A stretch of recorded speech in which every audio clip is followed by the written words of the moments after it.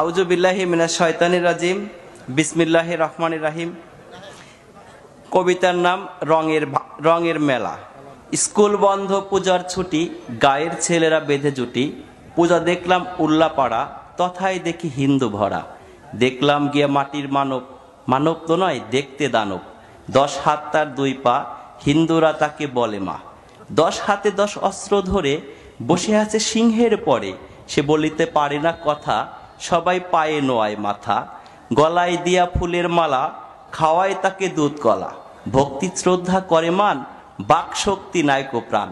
প্রাণ নেই তবু কেমনে মরে, নিয়ে যায় তাকে নদীর তীরে। তীর হতে তুলে মধ্য জলে, লাথি মেরে দিয়েছে ফেলে। এখানেই মোর মনের কথা, মাকে কেন দিলে ব্যথা।